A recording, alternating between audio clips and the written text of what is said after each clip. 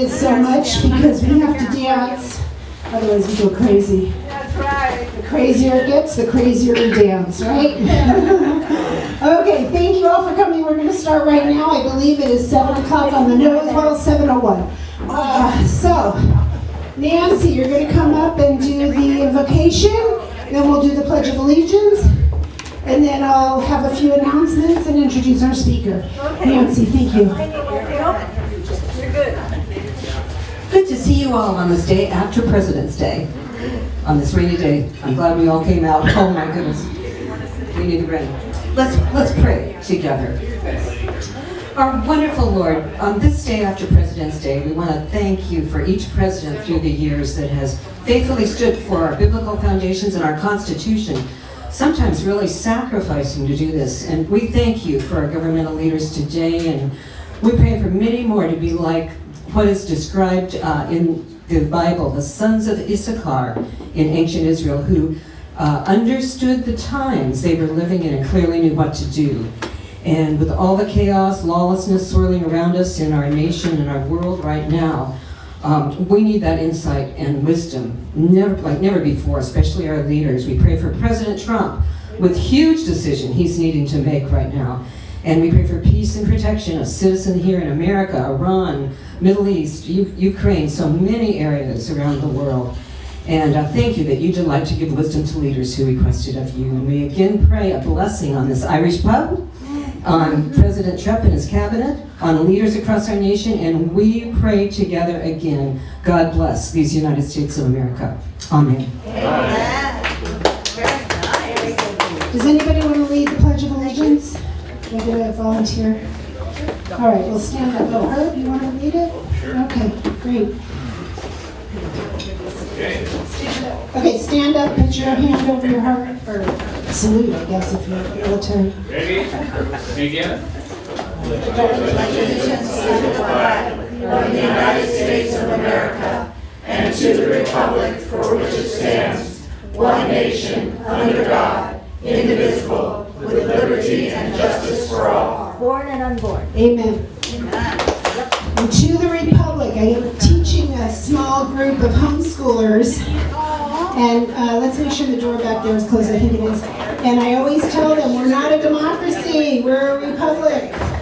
I don't think they understand what that means. It means that we have a different... In the underground. What does it mean? Powers are separated, right? We don't just go by a simple majority.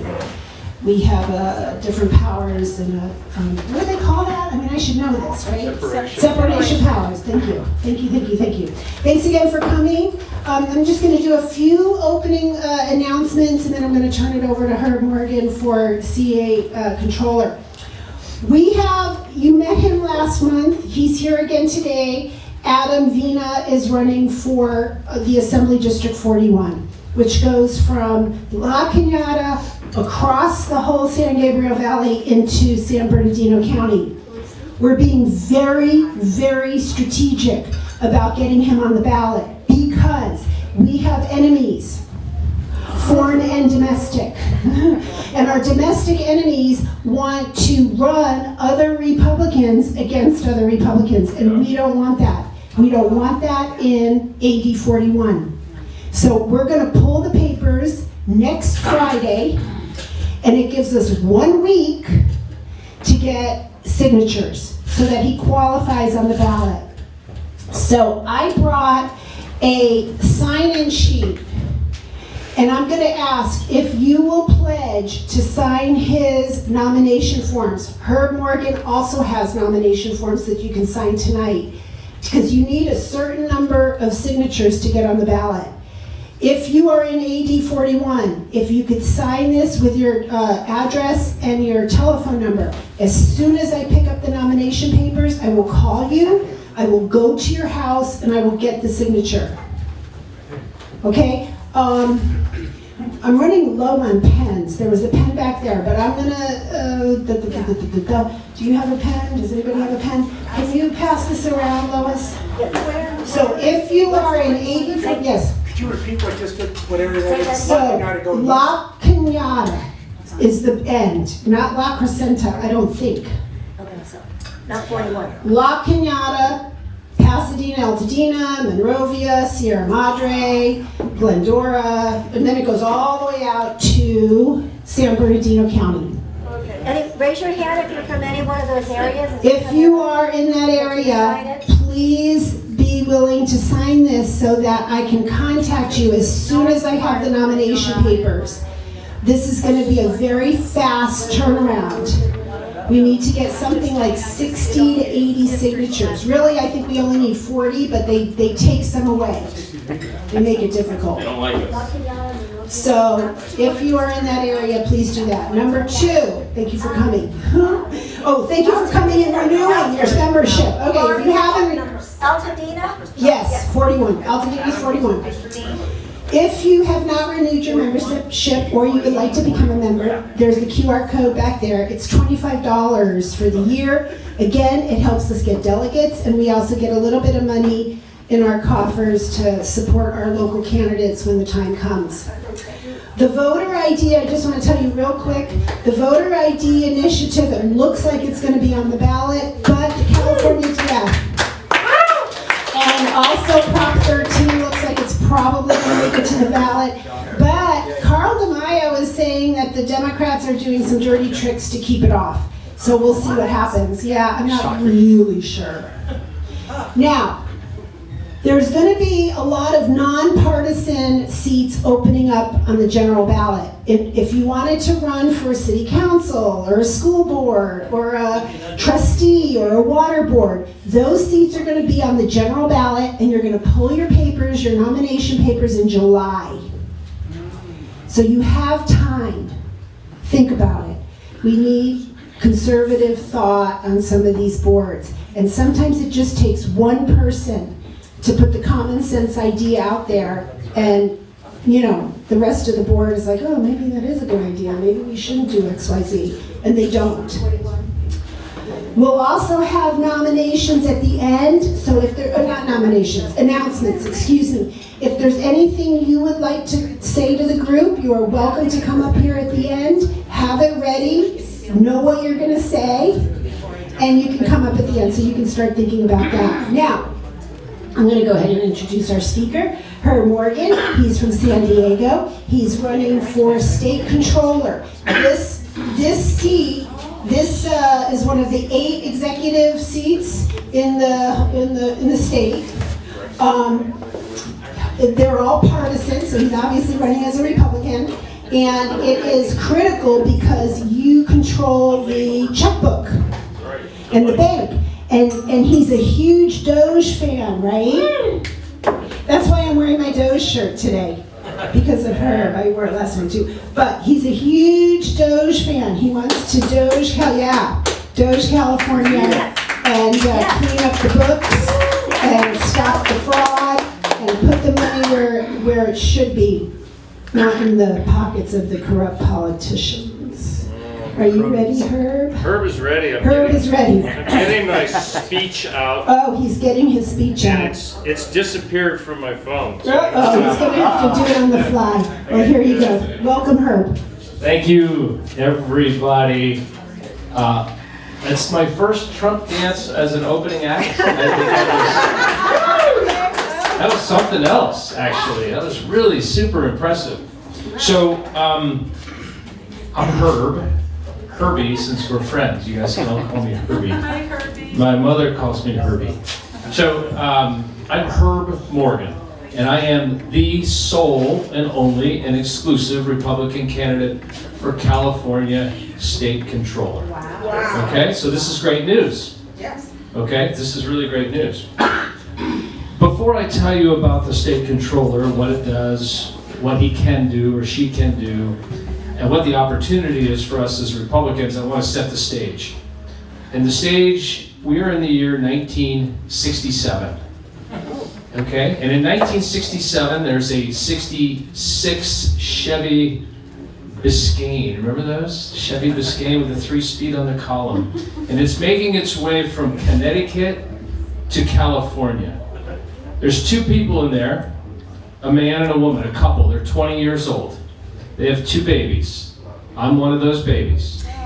Okay, I had my first birthday as we crossed into California. These two 20-year-olds didn't have a high school diploma between them. Why would they leave the East Coast with two babies, no education, and come to California? Why would they do that? Land of opportunity. Because California, thank you, the land of opportunity, it represented the best of the American dream. You could come here. My father had just gotten out of the Army, okay, as a 20-year-old. He'd already done 3 years.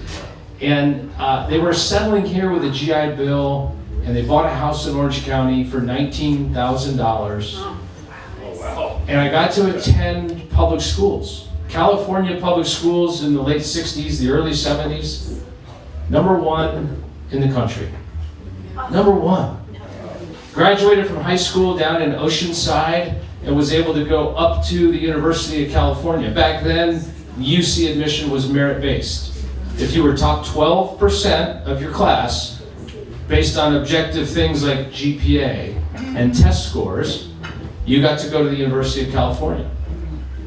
And the University of California degree meant something. And I was able to avail myself to that. Can you imagine hearing today that two 20-year-olds with two babies and no education were coming to California to start a family and to live their dream? The opportunity has passed. Today we are no longer #1 in public education, except when it comes to per student spending. But we're 50th in results. The literacy rate in Mississippi is higher than the literacy rate in California. It's not a joke. It's actually true. We are 50th out of 50 in the quality of our infrastructure, of our roads. We are 50th in education, yet we are #1 in revenue. We have the largest state budget of any of the 50 states. And I just knocked down a Thomas Paine sign. That's probably bad luck. No bad luck. Big fan of Thomas Paine. And so we have to ask ourselves, why? What's going on? What's happened? Does anybody know how big our state budget is? 50 billion? Somebody said 50, somebody said 300. 300, you get a prize, but you're still short. It's $325 billion. 6 years ago, our state budget was $185 billion. We have gone from 185 to 325 billion in 6 years. In that 6-year period, is our infrastructure better? Worse. Okay, it's worse. Is our educational outcome, our literacy rate, is it better? Worse. Is our homeless situation better? Worse. Do we have better parks? Better roads, better immigrant outreach, better education, better health care, is better water, better fire prevention. Beaches. Do we have anything that is even equal in the last 6 years? So I'm a math guy, right? I'm an economist. How in the heck does that happen? How do you almost double spending and everything gets worse? It's called corruption. My point is that California has become a giant money laundering operation. And as we go through this, this is not hyperbole, this is facts. You're going to hear some just crazy facts. So I want to put that number, $325 billion, into perspective. $325 billion is a number that's impossible for the human mind to really grasp how much money it is.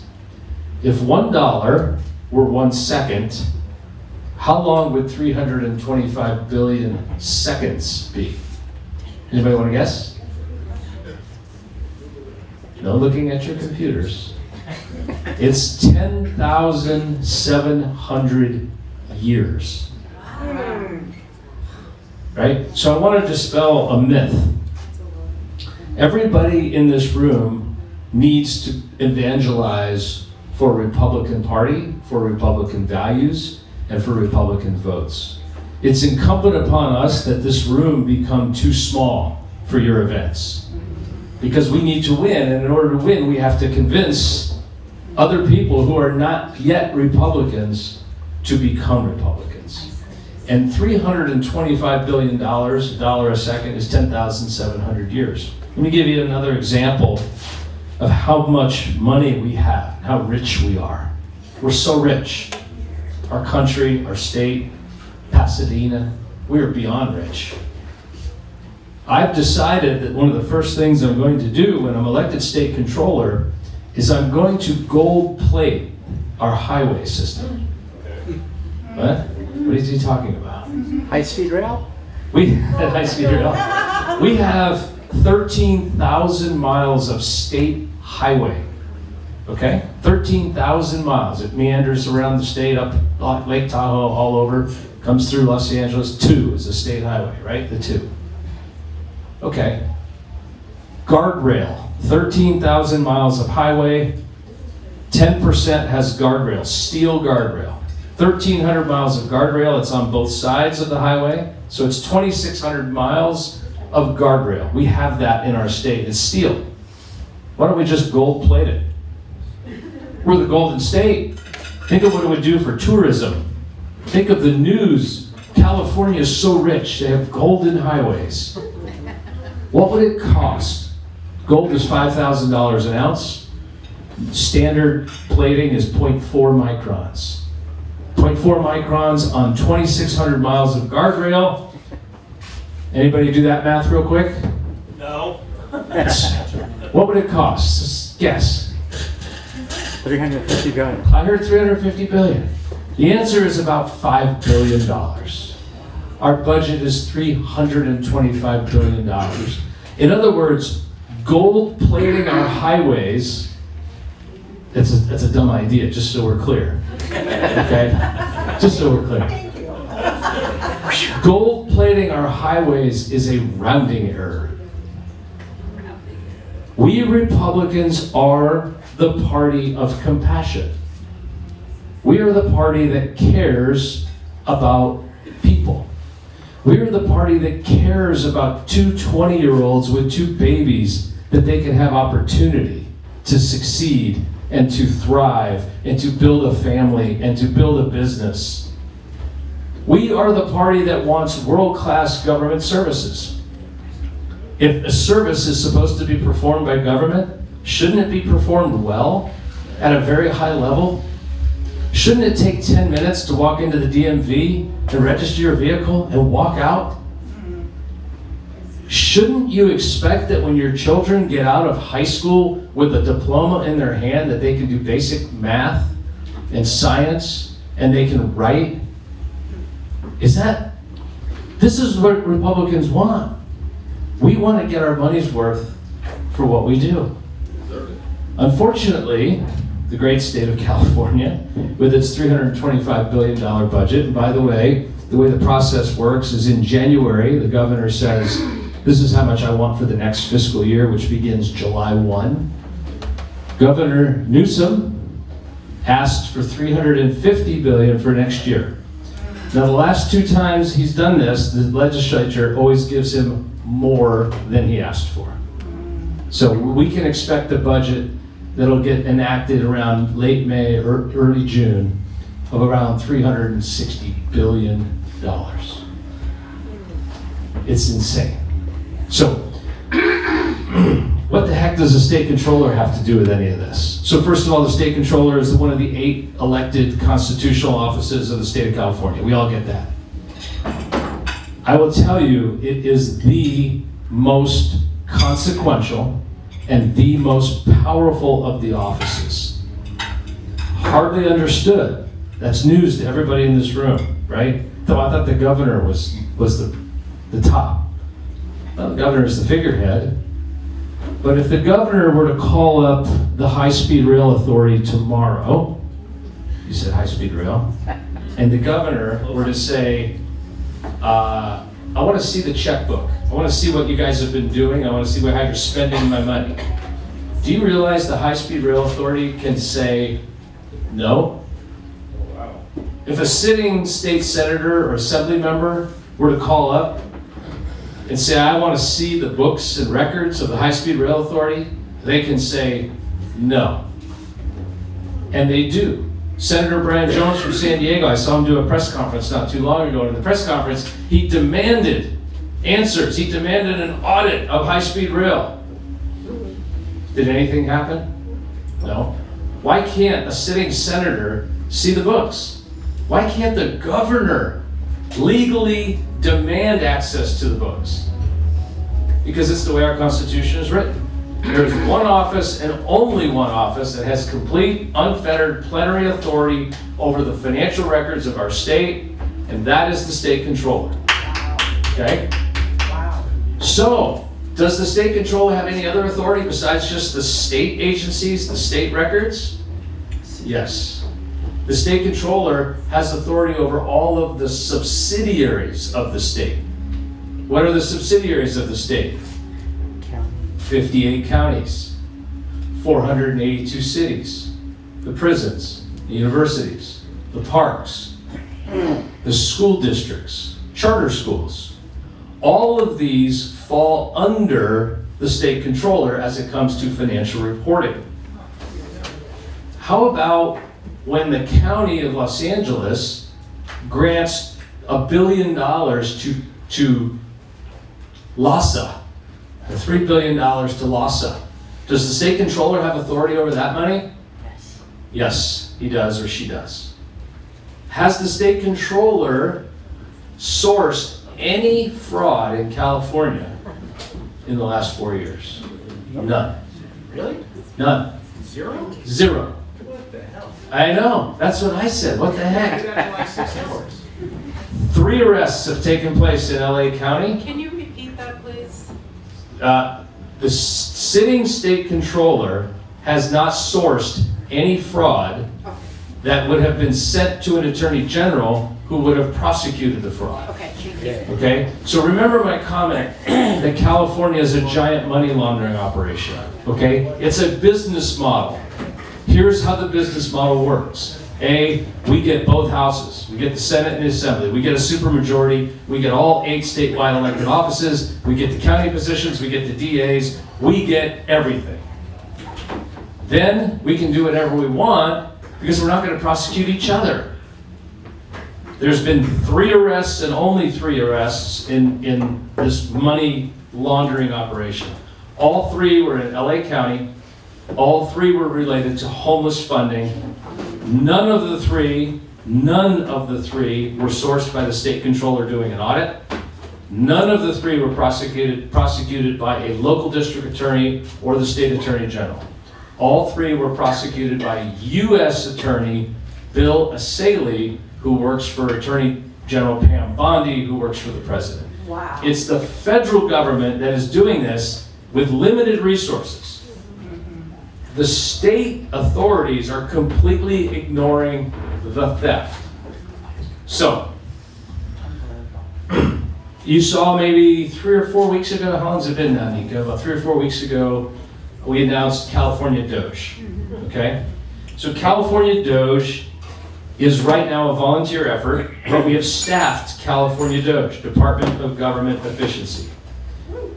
Steve Hilton and I created California Doge.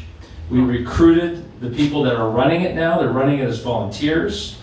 Wow. But the only office that has any authority like Doge is the controller's office. So when we win, we're going to fully incorporate what is now a volunteer effort. We have a website, califraud.com. You can go on and you can give ideas and submissions. We do investigate them if they appear legitimate and you have good grammar and your stuff makes sense. There's a lot that comes in that maybe doesn't make sense. But of the stuff that makes sense and we go after it, we've already made some announcements. You probably saw that in the news. Now you heard the number that I came up with. I was the guy that did the work. I estimated over 5 years, the number is $250 billion waste, fraud, and abuse, the majority of that waste and fraud in California. I underestimated the number. The actual number is much higher. We have $55 billion from the Employment Development Department. That's admitted to. That's just what they've admitted to. $55 billion. During COVID, they stopped doing any verification for unemployment claims. Any. They sent, so people found out, and they started sending unemployment checks to prisoners in prison. This happened.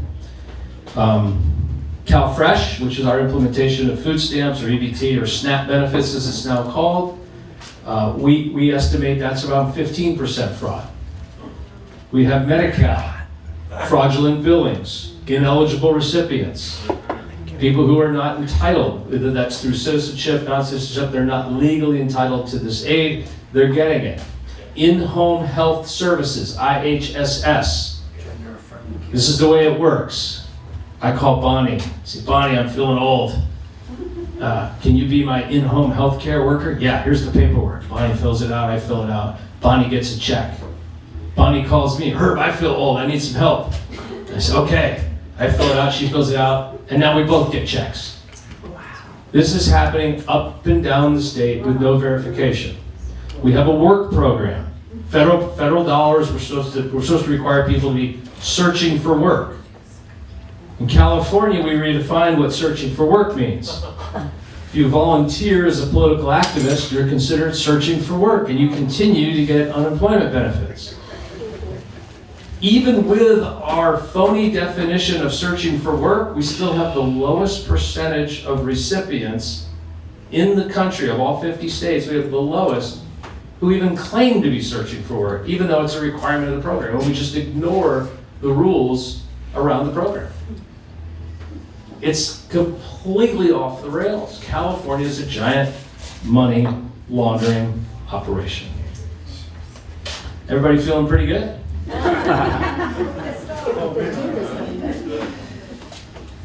So, the good news is, this is a really easy fix. Okay? But to fix it, you have to want to fix it. And look, with $325 billion, you were to say, Herb, start from scratch. Here's $325 billion. Build a society. Can you imagine how good it could be? How good our schools could be, our parks, our roads, our infrastructure, seaports, airports, rail. We could have good working rail that actually went somewhere. Water, fire prevention, right? Fire prevention. How many people got their homeowners insurance canceled in the last few years? Yeah. I got lucky, mine only went up 60% this year. That was after 40% last year. This is very easily fixable, and I have a plan to fix it, okay? So I don't want to just be all negative. I want to come to you with an actual solution to California's problems. I've spent 40 years in finance, 40 years on Wall Street. I was, like I said, very lucky. My parents had no education. I got a world-class public education, world-class public university degree for very little money. And I'm very grateful for that, and I owe something to my state for that. I started a company in 2004. I got a call one day from somebody you all know. His name's Howard Lutnick. He's the Secretary of Commerce for President Trump. And Howard called me in 2016 and said, I'd like to buy your company. And I said, well, I don't know if I'm ready to sell my company. And he said, well, do you know who I am? I said, yeah, I do. I guess I'm selling you my company. And so I sold Howard my company in 2017, and I've been with him. We've been partners and working together for the last 9 years.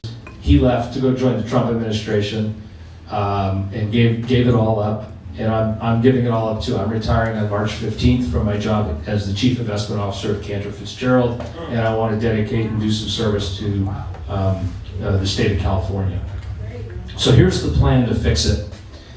It's called radical transparency, okay? So people like to joke around and say that I'm the first trans candidate to be running for state office, okay? Because I have this transparency agenda, okay? What is transparency? Well, right now, the way entities report their spending is through what's called a consolidated financial report, right? You see categories of spending, but you don't see transactions, right? But the technology to show the transactions is cheap, it's free, it's everywhere. you can look on your phone and you can see the last 5 transactions on your credit card. If you bought dinner or had a beer upstairs. By the way, it's Fat Tuesday. We're all having a beer, right? I'm next. As soon as I'm done with my speech, okay? Guinness, if anybody's asking. So this technology exists. So the plan is as follows. Because the state controller has unlimited authority over financial reporting, this is the key, the Constitution says it. I can mandate and dictate the method of reporting of anybody or anyone that touches state money. Okay, so this is where I found the nuance. This is why I'm running. On day 1, I'll issue a memo. If you expect to get the money that's been allocated by the legislature, I will send it to you if you meet my reporting standard. My reporting standard is very simple. You will link up an app, an API that I will build, very cheap, very easy, and it will read your bank account transactions every single day. Just the way you have an app on your phone that reads your transactions in your Wells Fargo account or your Charles Schwab account. It's so easy, it's so cheap, it's ubiquitous. Okay? So every transaction from every entity that touches our money every single day gets read and reported into a database. The database will be on something called the blockchain ledger, which is the most advanced form of data storage available today. We will require them to give us information. The date, the check number, the payee, the amount, and the budget code, whatever budget code it comes under or contract code it comes under. Not difficult, super easy to do. Once we have that, we will use artificial intelligence or AI to read that data every single day. But not only will we be reading the data in the controller's office, but it will be available to the public every single day. So just like you can charge a cheeseburger upstairs and see it on your phone 10 minutes later, you will be able to see if Karen Bass charged $1,000 dinner at Chasen's. Does Chasen's still exist? I don't think it does. It's gone. Right? But you will see every transaction. That's why I'm the trans candidate, okay? Transparency in government finance. Every transaction every day will completely transform our state government. This will be the solution. Because if you're about to commit a crime with our money, you're going to think twice, knowing that every person can see on their smart device your transactions every day. It will work, it's cheap, it's easy to implement. That's the plan to fix the state of California. Now, blockchain, how it's on the blockchain. and I did mention the blockchain, Yeah. but it will be on a blockchain, searchable in a format for everybody to see. So I have several asks tonight.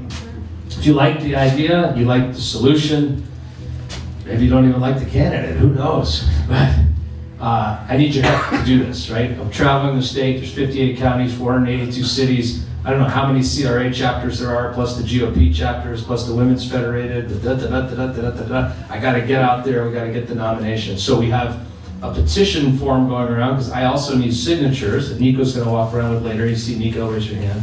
And if you could sign that, we'd appreciate it. Very, very important that you sign within the line, or they will disqualify it. Number 2, you can donate to our cause. You can scan on one of the flyers or go to herbmorgan.com. If you can't do that, just follow us on social media. Herb4, the number 4, controller. It's more valuable than you know, the more followers we have. And when we post something, if you post it, you can have a big impact and a big influence. Did I forget anything? I didn't, I got it right. Okay, questions, conversation. Yes, sir. As a state controller, can you also audit how the vendors, the private vendors, spend state, city, county money? Yeah, so if a vendor is actually spending our money as opposed to we're spending money with a vendor, like let's just say the Huntington Beach School District spends $10,000 on pencils at Ticonderoga. I can't audit Ticonderoga, right? They got it, there's a PO, there's an order, they got pencils. But what I can audit are the entities that get grants of money that are supposed to be serving us. So in California, the way we handle a lot of services, we don't have a government agency that houses the homeless, okay? We give money to nonprofits, and they're supposed to take care of the problem. What we found with the Cody Homes situation is instead they double flip buildings that they have under contract for 11 million and they sell them for 27 million and they put 16 million in their pocket. He was arrested for this, the man was arrested for this, 2 million on his American Express bill. If the money goes to one of those nonprofits, yes, I can audit it all day long and I will require them to deliver transaction level data to my office. No extra work, they just sign up one time. We read their bank account every night. We read every transaction. No work, no cost. So nobody can complain that they need a gender diversity study and 14,000 hours of union time to comply with the rules. The rules are going to be log in one time, connect your bank account. If your bank account is disconnected for any reason, you don't receive money. It's that simple. Anybody else? Yes, sir, in the back, red jacket. Yeah, so as far as your transparency idea goes, let's say you do find fraud and we can all point the finger at the person who did it and see what they did. I've noticed that these kinds of things, at least the federal government, haven't really ended with any convictions and prosecutions. How are you going to make sure that if someone is committing fraud, that it's more than just public shaming, that actual legal action takes place? Yeah, great question. You know, somebody steals tens of millions or hundreds of millions or billions of dollars from the taxpayers or from, you know, the weakest among us, the homeless people. How do we make sure they actually go to jail? You have to vote for Attorney General for Michael Gates. And Michael Gates is, you know, if you don't know who he is, he was a city attorney, elected city attorney of Huntington Beach.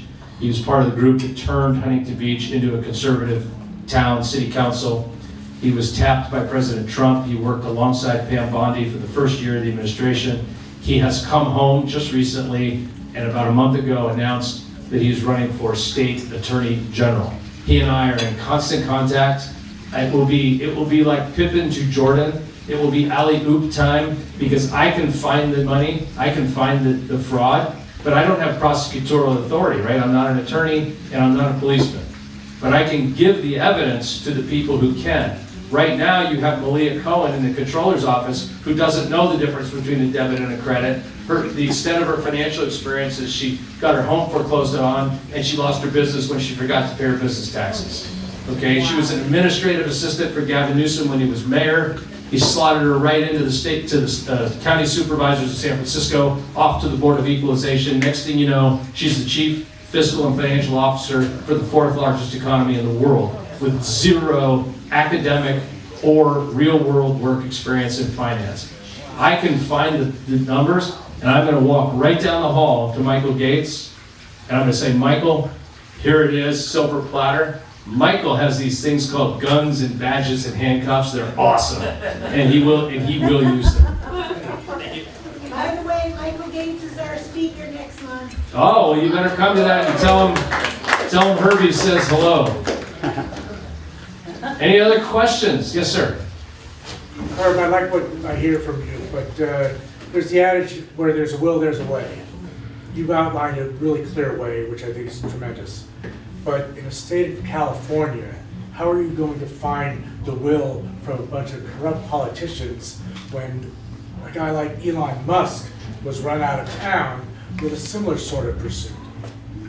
Hold my beer, man. Yeah, I'll buy one later, honestly. Yeah, seriously later. You know, it's a fair question, right? So one of the things, let's just say I win, which I think we can. By the way, pause and then get to that answer. The state controller is the one office we always lose by the least. Okay, and I remember I talked at the beginning, I said I want you all to evangelize for the Republican Party, for Republican values and get people. Here's a way to do it. When you talk to your friends and family and your loved ones, no matter what their political party affiliation is, I ask the same question every time. I'll just meet somebody and I'll say, Lois, what's your political? I want to know where you stand politically on social and fiscal issues, just those two things. 99 out of 100 people will say what? I'm socially liberal and fiscally conservative. Say, good, I'm not gonna talk to you about the other one for now. I'm gonna talk to you only about this fiscal guy. His name is Herb Morgan, and he's got this great idea. Would you be willing to help stop the theft? Because there's really no argument. Nobody's made an argument yet to say that people aren't stealing. And by the way, if they aren't stealing, my idea will prove them right. Right? So the question is, how do we do it? So the first thing is the legislature probably try to cut the funding for the office, right? That's number one. I think we're going to make if they do that, great.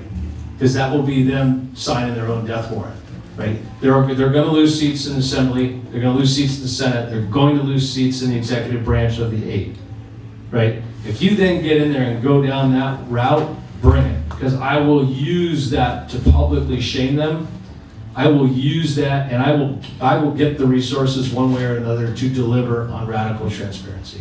I'm convinced we can do it, and I'm convinced we can do it at very, very, very low cost. Unlike the attempt that was made 20 years ago, something called FISCAL, F-I$CAL,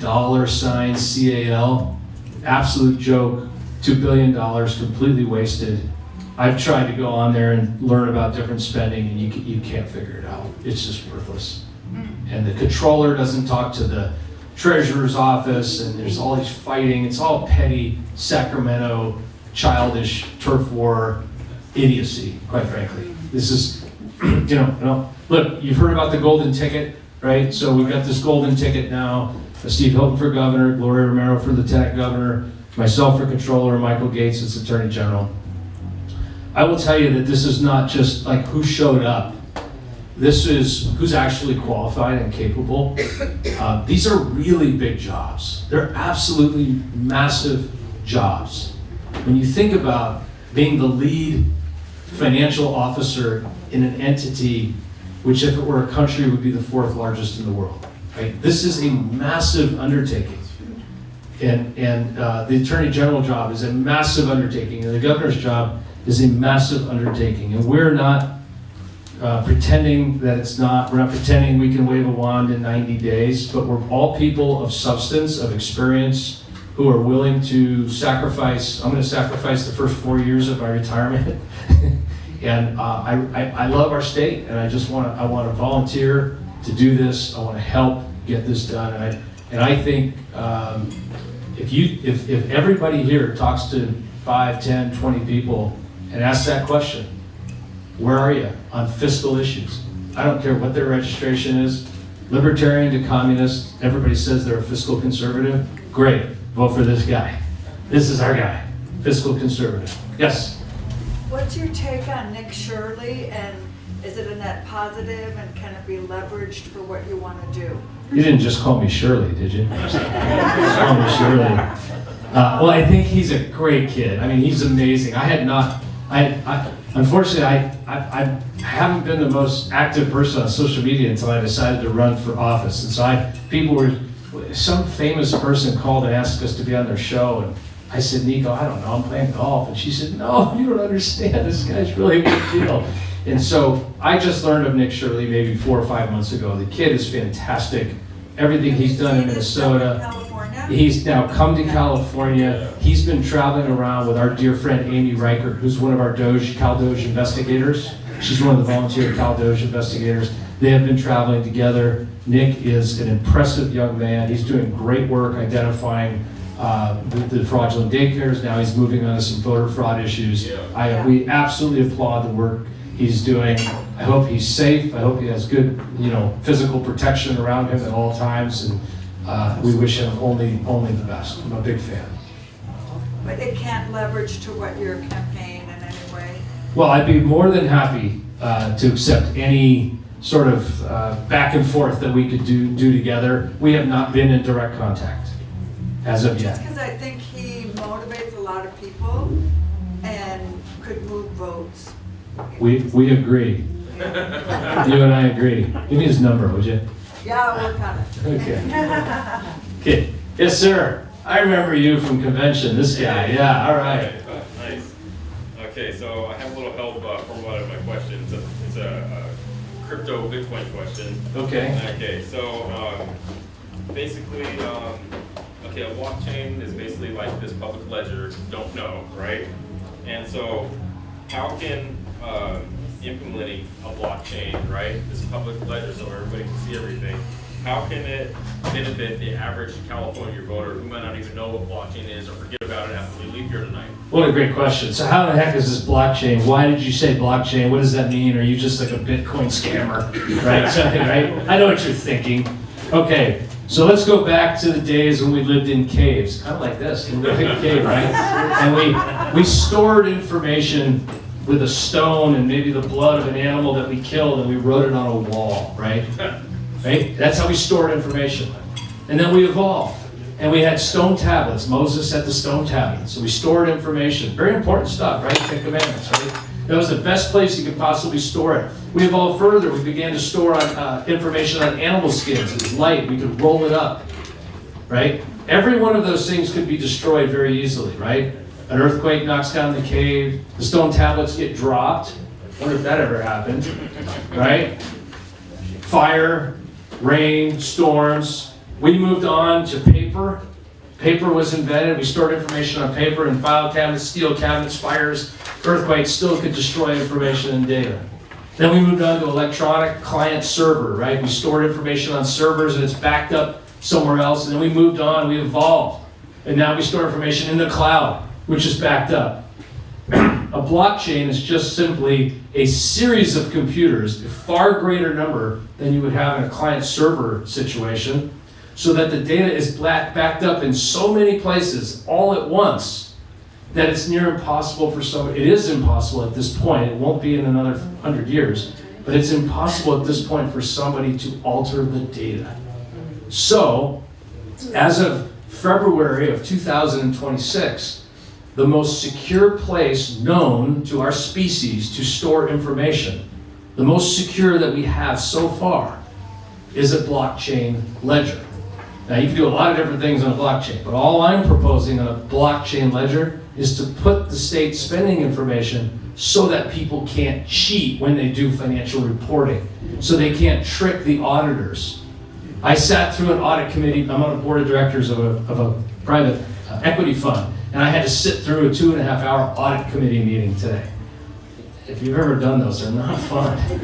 Okay? But auditors don't know what they don't know, and they can be fooled as well. And by storing everything publicly, we truly bring democracy to the forefront.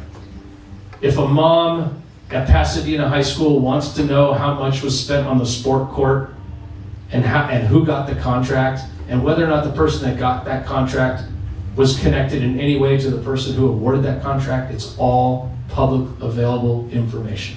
That's why we choose the blockchain to do it. Super. So everything will get cheaper because there's less middlemen and stuff like that. Amen. I like it. Any others? Yes, sir. Ma'am. During the emergencies where Newsom would declare emergencies for, a variety of things, during a state of emergency, the bid process went out the window, so that all contracts could be awarded to their best friend, their family members, Yes. somebody that they wanted, and there was no oversight. That's exactly right. And so what would I do in that situation when the governor, and by the way, a Republican governor wouldn't do that, but they suspend that? What could the controller do? The controller can try to stop that, citing a legal precedent. When the controller tries to stop money from going out with a legal precedent, they could be challenged in court, and a judge could do what a judge could do. I'll give you an example of that. Everybody knows the federal law requires the state of California to have a balanced budget, right? You know that, right? That's true. You know that our state constitution requires us to have a balanced budget? So, do we have a balanced budget? Smoke and mirrors. Okay, so the state controller, it was actually a Democrat, this was back in, I forget the year, 94, 96, whatever, said, hey, I'm not letting any of you legislators get paid because you failed to pass a balanced budget. So you know what they did? The Democrats they're the best at this. They redefine words all the time. What is a woman? Totally redefined, right? They now have redefined what a balanced budget is. Seriously, I'm not kidding. So what they did is now when they budget, and Newsom just did it a couple weeks ago, they budget from the reserve funds. So a reserve fund is real simple. If we hit a recession and revenue falls short, so that we don't have to close our schools and parks, we go dip into our reserve. And then when the economy recovers, we pay back the reserves, right? Governor Newsom fully budgets to use all the reserve money every year. So the state controller challenged this, and they went to a certain circuit court. And what were they said? They were told a balanced budget is defined in any way the legislature decides to define it. So that is the reality in California. Words all get new meanings. Maybe if we weren't 50th in education, we wouldn't have to change the meaning of words. Yes? 2 questions related. If you took out deficit spending, are we still the 4th largest in the world? Number 2. The answer is yes, but go ahead, number 2. Number 2, what is it per capita? Yeah, so I have to divide by, the 40 million population into the GDP of the state of California. The answer is deficit spending, yes, government spending is GDP, right? So if you were to cut some of that, the deficit spending, your GDP would be up, but not by as much, right? It's just not. We are the world's 4th largest economy if we were a country, second to the United States, Germany, and China. That's how wealthy we are in California. Even without deficit spending? Even without the deficit spending. I would submit to you, as I'm an economist, I would tell you that the government sector is actually crowding out private sector GDP at this point. If you think about it, think about a basic economic model, and the basic economic model is we have no laws, no police, no military, no property rights, and it would be total anarchy and mayhem, and our GDP would be really low. Right? So let's add property rights clearly defined and enforced, and let's add a military and a police. Our GDP starts to go up. Right? So some government spending makes sense. And then we add a few more government services. We are so beyond the additive benefit of government. We are detracting from the private sector, and we economists call that crowding out.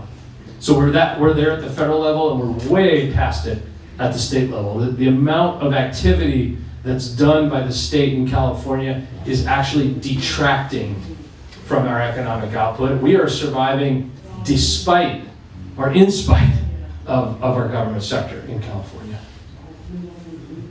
Yes? I'm going to push back on something that you said that causes me concern. Bring in the it. sense that you said that a Republican would not call a state of emergency. No, I said the Republican would not suspend the rules of awarding contracts and award them to their family members. That isn't what I heard you say, but okay. Okay. Because, and I'll hold to that correction. I heard you say it the way you said it the second time as well. Okay. Well, what's the question? Consistent. Okay, thank you. Yeah. That's not what I heard, but that's okay. It's okay. And probably my ear just picked up because of. Maybe I rambled. I'm probably more sensitive because of the COVID scam that we went through. Yes. And even if you do agree with COVID, still so many of the governors, the Trump administration, the governors of various states, and additional agencies under that received federal funds and called under the state of emergency by overstepping their authority and also relinquishing the power of their seat of office that they were elected to. So that's one reason why I was bringing up that question for clarity, because I heard You and I agree. I agree with everything you just said. That, no Republican would use or call a state of an emergency. Of course we would call it state of Within the emergency. context. 1989 Loma Prieta earthquake, state of emergency. Yeah, right. Yes, we would do But often that. those state of emergencies are taken.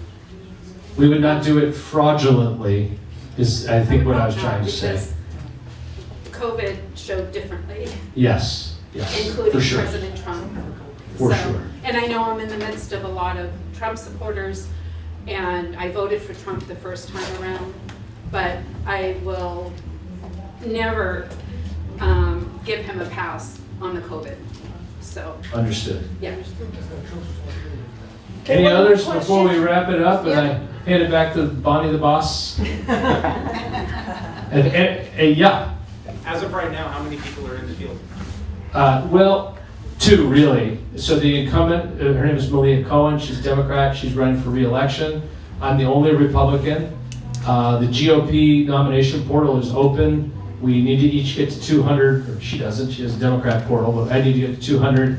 We'll be at the convention April 10th, we'll get the nomination. I think there might be a Peace and Freedom or somebody, but the reality is it's a two-person race.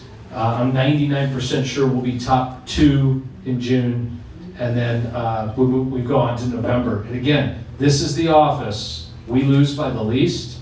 It's the office we have the greatest chance of taking for the Republican Party, and we can get no party preferences to vote for this office. But we have to evangelize that message. It's really, really important. And you need your signatures. And we need your signatures. And stay in the lines, it's really important. Okay, I'm giving this back to my, it's really been a pleasure. Thank you for being here on a rainy Tuesday night. Thank you, Herman. Thank you I got you all there, for your yes. questions. Oh, wow. Oh, nice, Adam. Slancha. Adam got Herman here for Marty I didn't mean to do that. Fat Tuesday. Of course. Thank you. Okay, we do have a couple of candidates in the room. Adam Vino, why don't you come up? I'm going to let him talk for a little bit. He is running for Assembly District 41. This is the one that we're going to need signatures. Turn those signatures around real fast. So here's Adam. Thank you, Bonnie. Hello, everybody. My name is Adam Vina. I just want to touch on something real quick that Herb said about the decline in our education. There is an act that we were trying to get passed. It's called the CEO Act.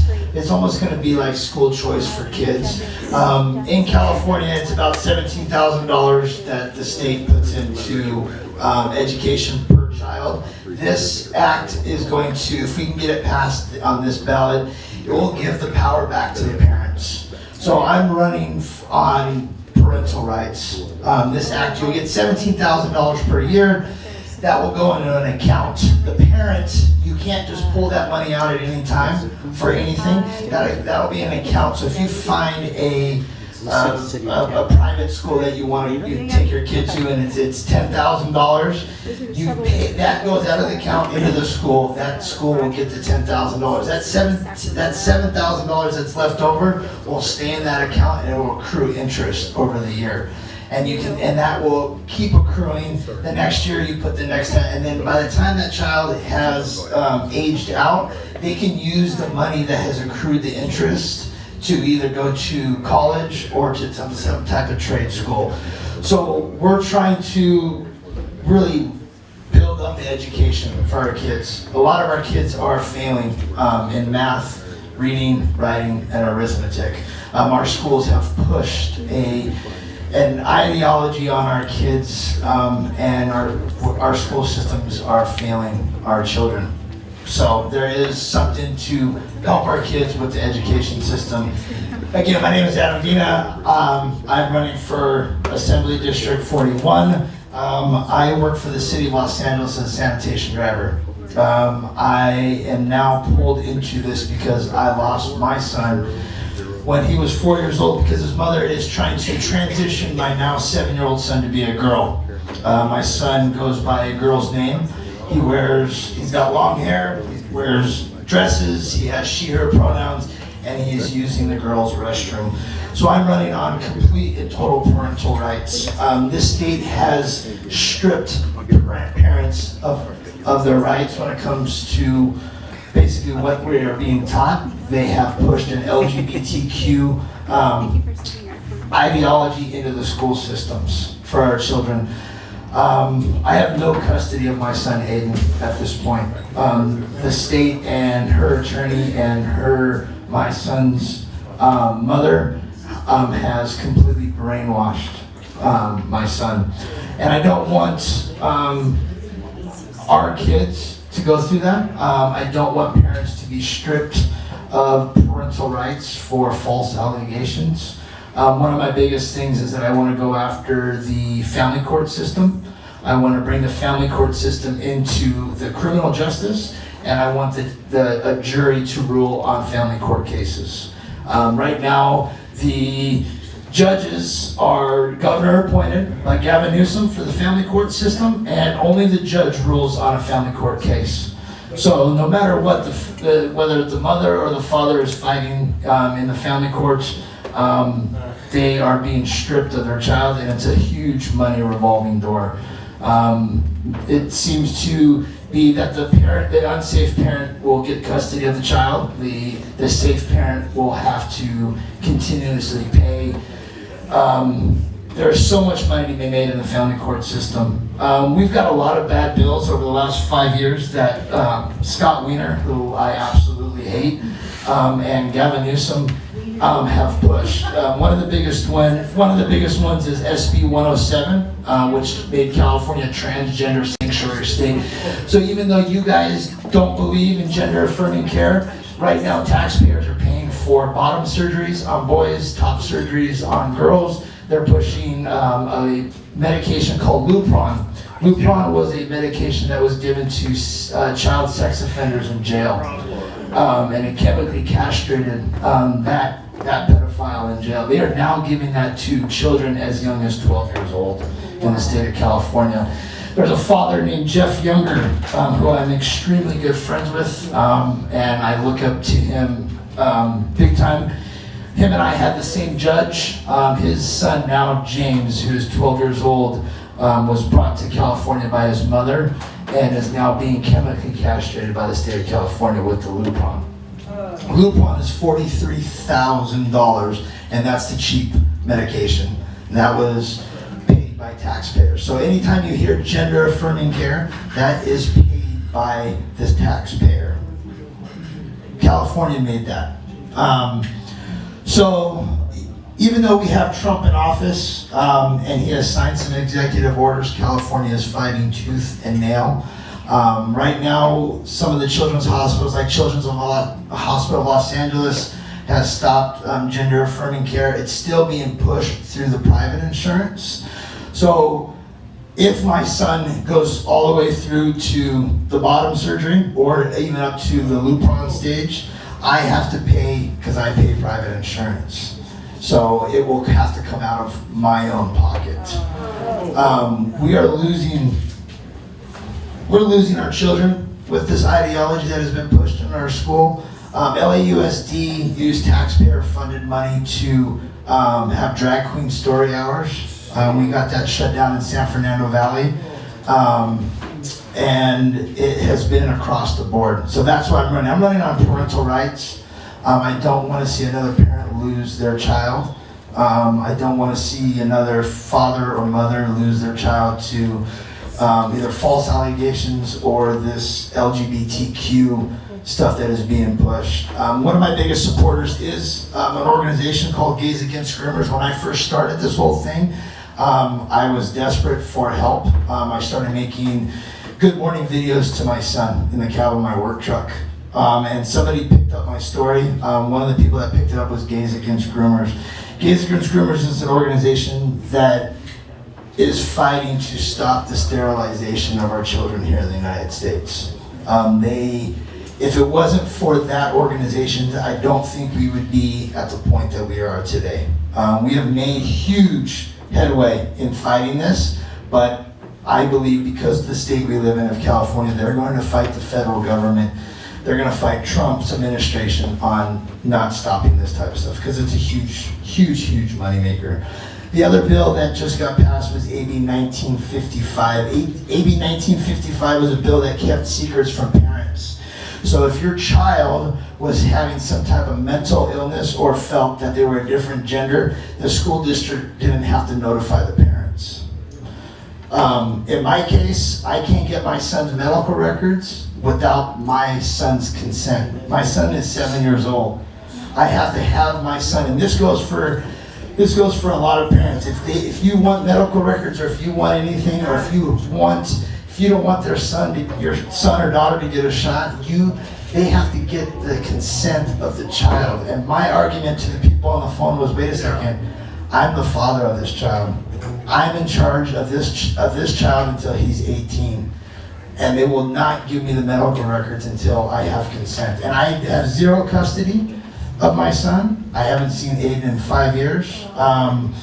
And it has gone completely downhill with my son.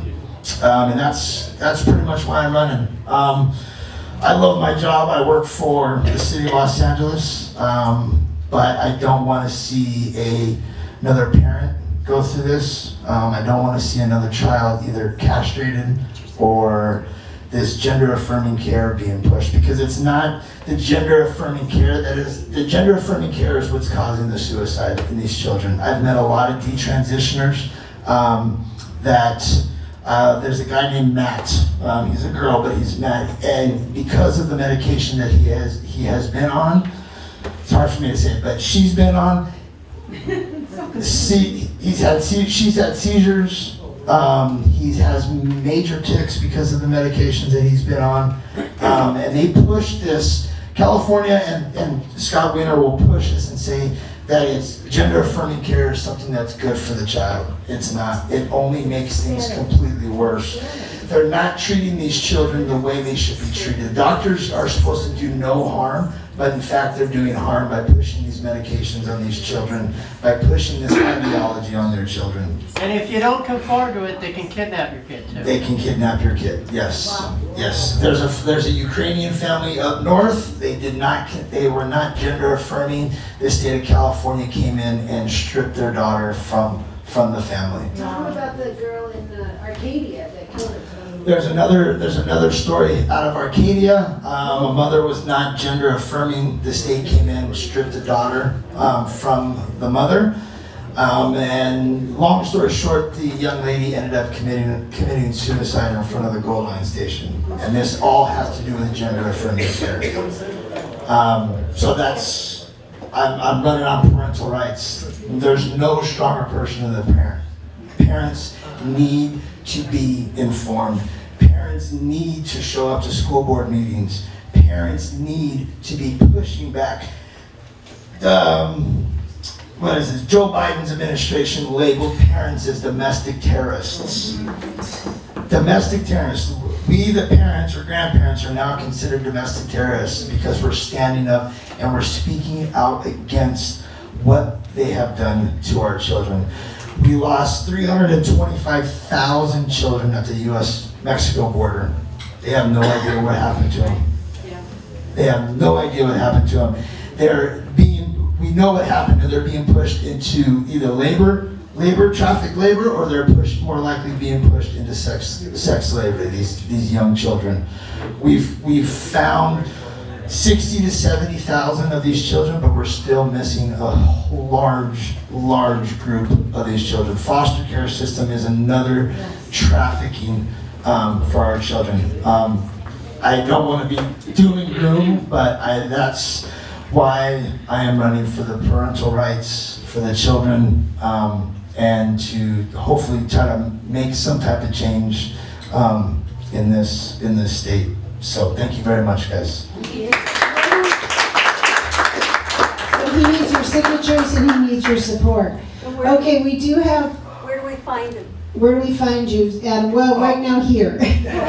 You can follow me on my Instagram page, adam.vina. On Instagram, I mostly post on my Instagram page. I took a little bit of hiatus for the last 4 months. I was traveling, just to go a little bit longer. I did about 70 hotels and about 60 flights over the last 2 years. I've been from LA to all the way to Washington, DC, speaking out against this. Turning Point USA picked up my story, and they did a documentary on my story. So my story, Harrison Tinsley, Jessica Tapia. I'm sure a lot of you guys know who Jessica Tapia is. Jessica Tapia is she taught sports at her school. She would not conform to using the pronouns, and she ended up getting fired as a teacher for not using pronouns in the school. Dr. James Lindsay was in it. Chloe Cole was in it. Laura Beck, if you're not familiar with Chloe Cole, please look her up on her Instagram page. She is an absolutely amazing young lady, and I've worked alongside of her, and what she has been through has really helped me out. Again, her parents were told that in the whole discussion of gender affirming care, would you rather have a dead daughter or a live son? Wow. So that's what these therapists, that's what these doctors are telling these parents, and of course parents are going to go, well, I don't want a dead daughter, you know. So they're gonna go along with it, when in fact these surgeries and these medications do a whole hell of a lot worse to these children. Emilio can speak more about that when it comes to what Chloe's been through. Even Laura Becker. If you're not familiar with Laura Becker, go look her up on Instagram. Go look up Chloe Cole. Go look up some of these detransitioners and listen to their stories about what gender affirming care actually is, because it's not a golden road to help them out. It's absolutely horrendous, and I don't want that for my son, and I don't want that for any other child, and I definitely don't want the parents to be stripped from their kids. So, yeah. And now we know that a lot of those trans children are doing the violence thing, the mass. Yeah, they're doing a lot of the violence things. I want to focus really a lot on the boys. We've got a lot of boys that are in girls' sports right now, and that is absolutely horrendous. But we need to focus on why these little boys are thinking that they're a different sex. We're not focused on that. I'm completely against boys and girls sports, but we need to focus on why so many little boys are thinking that they're the opposite sex.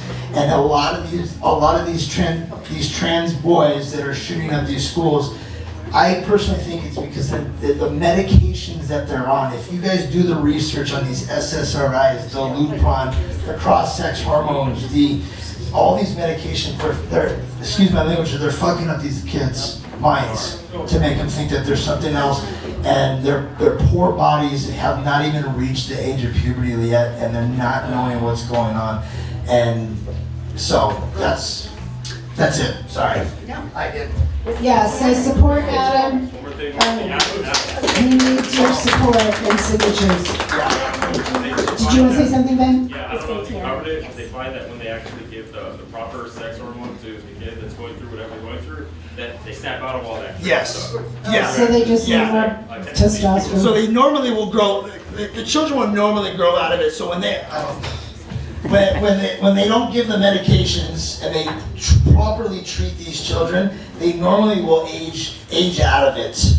But they won't age out of it as long as these medications, and it's a huge business for these pharmaceutical companies. They're making millions and millions of dollars on behalf of our children.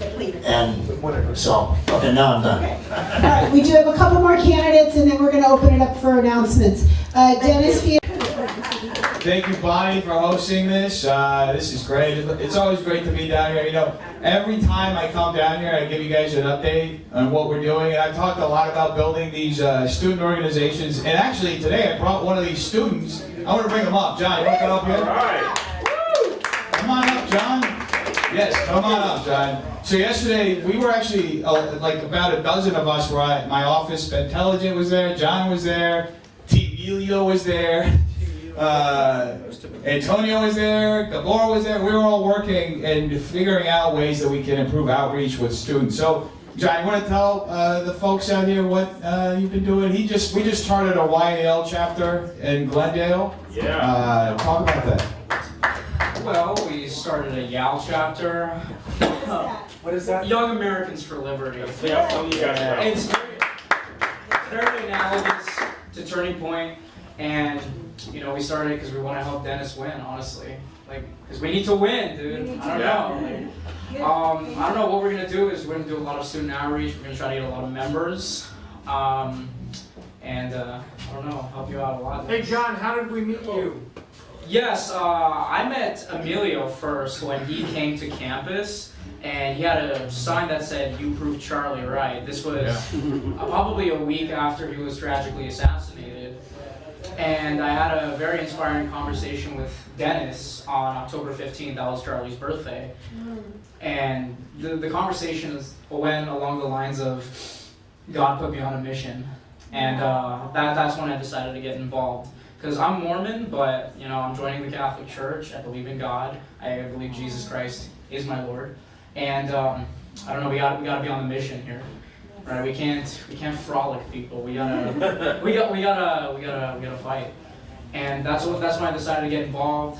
I started coming to Republican events. I don't know too much about Republican politics, but I think I might get involved. Funny enough, I was told that there's nobody running for state senate in his district, which what if I run?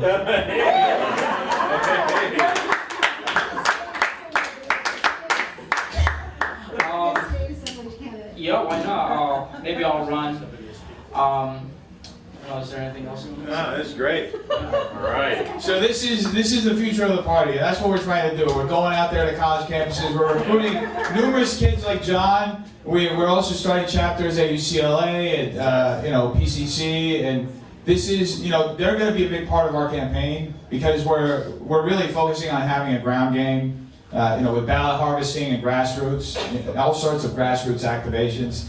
So, I think it's important to know that the situation does look dire. We always come up here, we talk about how dark it is, how dire it is. So I wanted to give you guys a little bit of hope. Yeah. Because we are slowly turning this state around, and we're recruiting the people who are going to turn this state around. Thank you. So give it up for John, the young man. And by the way, it should be noted, John, didn't your advisor, so when we first started tabling at GCC, your advisor actually reprimanded you for being conservative, right?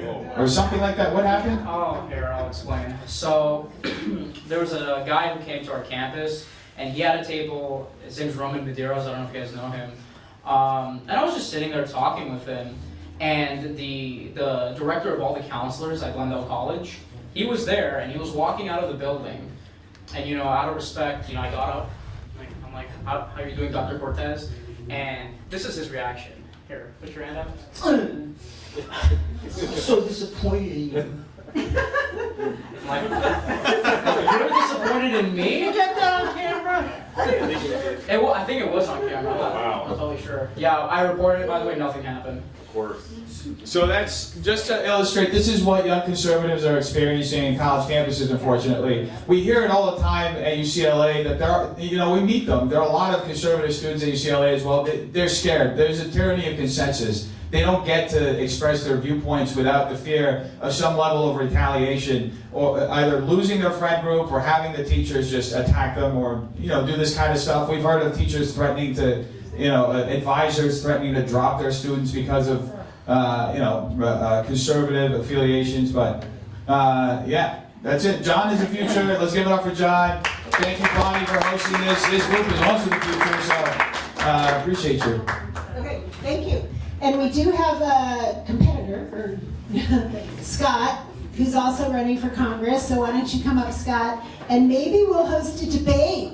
There you go. Oh, that'd be great. Scott versus Dennis. Thank you all. I wasn't expecting to speak tonight, but I just entered I'm fine. I entered the race just last week in District 30, which is formerly Adam Schiff's seat, currently occupied by somebody that most people can't name. That's Laura Friedman. My campaign's going to be against Laura Friedman, not my opponent, Mr. Petosa. I don't associate with people who spread hate, okay? I think that Jews do belong in Western civilization. We're Judeo-Christian country. We are Judeo-Christian country. We are an open society. People can believe what they want to believe. Can't hear that, brother. You have to eat it. Closer to the mic, yeah. So I'm running in District 30 against Laura Friedman. Now, that is Adam Schiff's former seat. Most of us did not like Adam Schiff. Some people like Adam Schiff. But the one thing we can't say about Adam Schiff is that he was an extreme leftist. Laura Friedman is an extreme leftist. I was one of the 5 proponents of the Nithya Raman recall in 2021. Obviously, we failed. Trying to get 25,000 signatures in the height of COVID, face-to-face, was an impossible task, and we didn't have all the money. So, I've been for the past 6 years now, railing against the DSA, the Democratic Socialists, who have been taking over the Democratic Party, unbeknownst to most Democrats. They're ill-informed. The press is not covering the DSA. Yeah, They're finally covering them, but not to the extent that will inform the voters of who they are. Now, Laura Friedman claims not to be a DSA member. The problem with the DSA is that there is no membership list available. The DSA openly supports Laura Friedman. Hugo Soto Martinez, Nithya Raman, Constantine Anthony, the list goes on.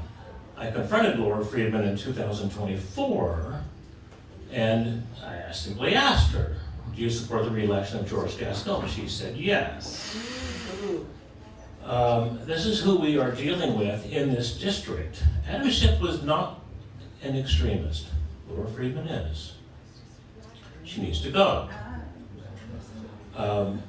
I referred to her, and others do too, as Luke Braun. Thank you, Adam, for your speech. She is known as Luke Braun Laura. She is the Scott Wiener of the South. Every Scott Wiener bill she has supported in terms of child transitioning, boys and girls sports, the list goes on. Reducing surreptitious HIV transmission from a felony to a misdemeanor. So today, and that was signed by Jerry Brown, today, if someone says, oh no honey, I don't have HIV, and then gives his girlfriend or boyfriend HIV, that's a misdemeanor. It's a misdemeanor. That's maybe an hour in jail, a $10,000 fine at most. The only remedy that person has is a civil action. And maybe that person has no money. A lifetime of victimhood of HIV. And it used to be a felony. It no longer is. The list goes on. Wasn't really ready. But any questions? Go ahead. We'll have you back. We'll have you back. Okay, but I'm happy to take questions. Yes. What's your last name, Scott? Scott Myers. I'm a Los Angeles native. I was born here. I went to UCLA. I went to Pepperdine Law School. I passed the bar the first time in 1988. I've been a lawyer for 38 years now, almost 38 years. And I moved my office from Sunset and Vine to Burbank in 2016 because of the homeless problem. Now, the homeless problem it was bad. It was terrible. My clients would park on Sunset or on Argyle and have to step over people, and my secretary would go to lunch and I'd be worried about her. I finally told her, let's go to Burbank. We went to Burbank. But we've been talking about the homeless crisis for how many years now? I mean, 20 years, but 10 years ago it was pretty bad, and now it's at an extreme level. And we're going to be talking about it forever and ever until we acknowledge that this is mostly a drug problem. This is not, the mental illness is there too, but the mental illness is caused by the drugs. Mostly, I mean, 45,000 people didn't suddenly lose their mind in the city of Los Angeles, and not in Burbank. The encampments don't cross over to Burbank, Beverly Hills, and so on and so forth. We've surrendered the streets to the drug dealers. They're openly selling. Go ahead, yes. Oh, I agree with what you're saying. I lost an uncle to drugs and stuff like that. My thing is like, okay, so I just want everybody like inside our group to get along and stuff like that. And me being a young person, because you mentioned that you said Dennis was something. I know Dennis isn't like, you know, an O or an IS or that, because that's what the left tries to do. They try to label us. And yeah, I've even been called openness and that, if you can believe it, you know, with my melanated skin. And You have a question? Well, my question is, you know, why push that narrative and have us cannibalize each other instead of just focusing on issues? No, all I'm saying is, there's videos, I mean, he's very prominent on the internet, and he was recently high-fiving a guy that, We're gonna have, I wanna wrap this up at 8:30. so that indicated that women belong back in the kitchen and not in government. Am I wrong about that, Emilio? Am I wrong about that, Dennis? Am I wrong about that? Emilio, go ahead and ask your question. Yeah, no. I'm gonna ask you a question. Am I wrong about that? Yeah. Am I asking a question? Hurry. Okay, all right, real 30 quick. seconds, 30 seconds. I'm a Republican because of the social issue. Are you? Pro-life, pro-family, which means I'm anti-gay marriage. Okay. So if we're sending somebody, you know, if we're voting for somebody for like Herb Morgan for treasurer, he needs to just care about numbers. But you're going to Congress where you're gonna vote on these things, everything from Planned Parenthood funding. We don't need you to get 100% rating of Planned Parenthood. We don't need you to get the log cabin. We need you to be here for grassroots. What's your Christian question? conservative. So I just want to know where you stand on those two issues. What issues? Pro-life, so abortion. I'm pro-life. That's great to hear, and also gay marriage. Gay marriage was something that was very difficult for most of us, let's face it, most of us to acknowledge, okay? It has become the law. My aunt was gay, she was married. That's fine. I mean, if she wants to get married, that's fine. It didn't destroy the male-female marriage. It changed the definition, and if you don't like it, I'm answering the question. And if you don't like it, then go ahead and don't like it, I don't care. I'm sorry, I wanted to end at 8:30 and it's 8:30. Okay. I'm sorry. We'll have a debate. Yeah, we'll have a debate. Yeah, debate sounds good. Because we do want to have some open announcements.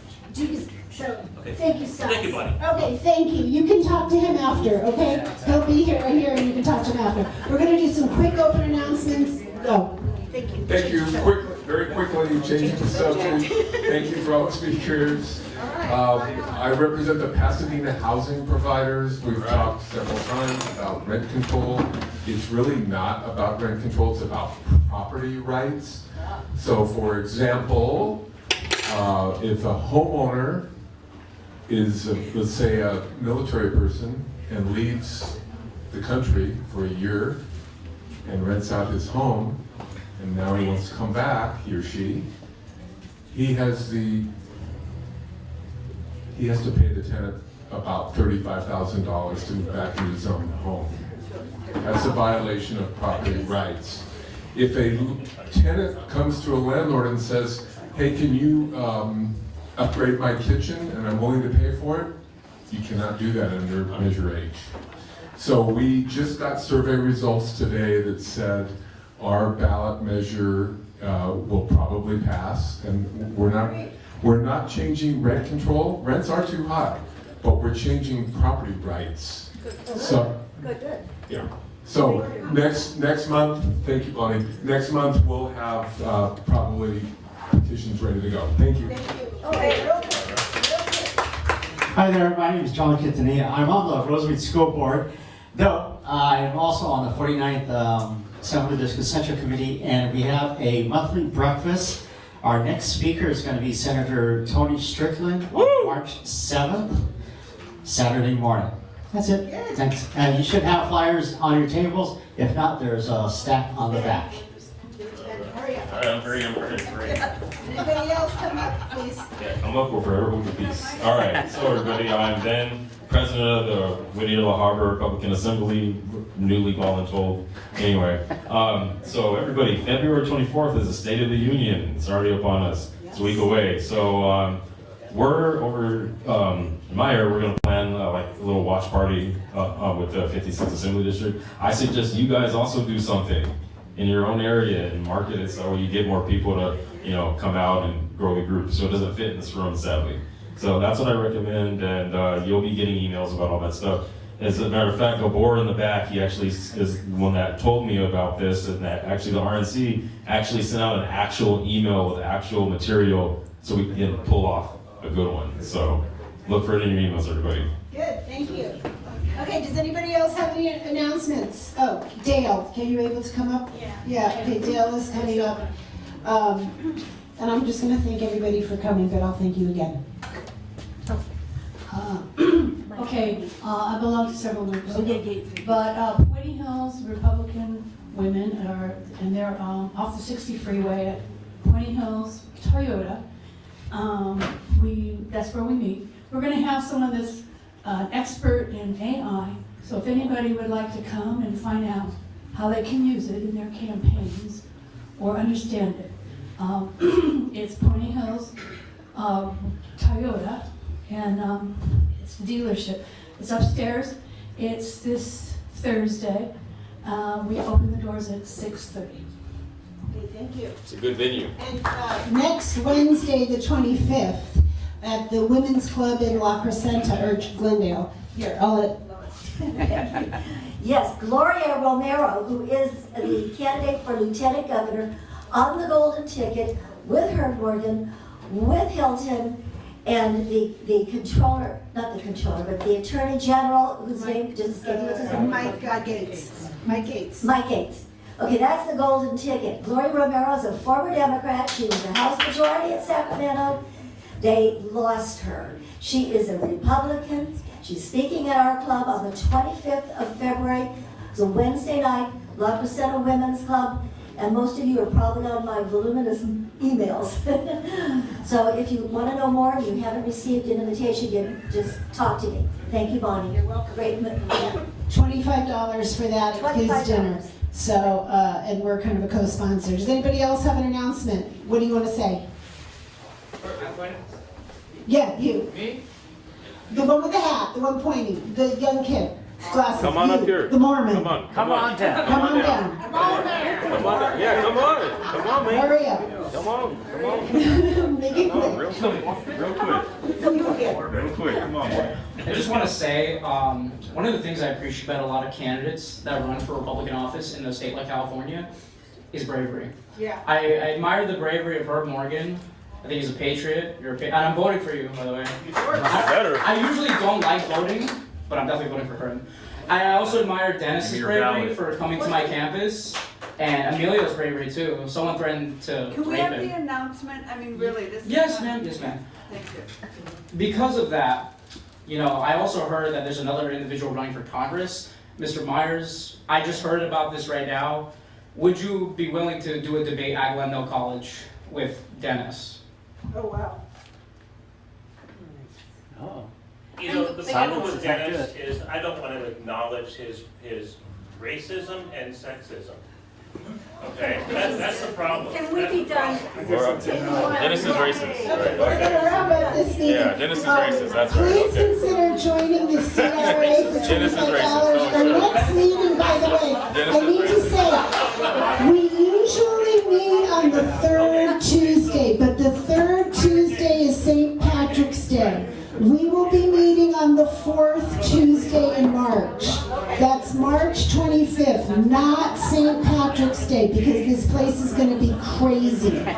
So March 25th is a Tuesday. It's going to be the fourth Tuesday. Mike Gates for Attorney General is our guest speaker, but we will have other candidates speaking. I thank you so much for coming out in the rain.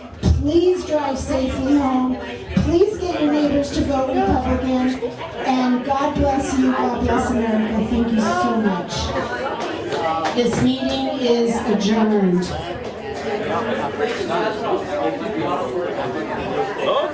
That's good. Praise God. Okay, very good.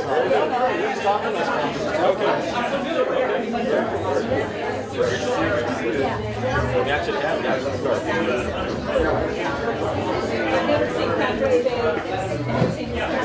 Oh, okay. But it's Oh, okay, there you go.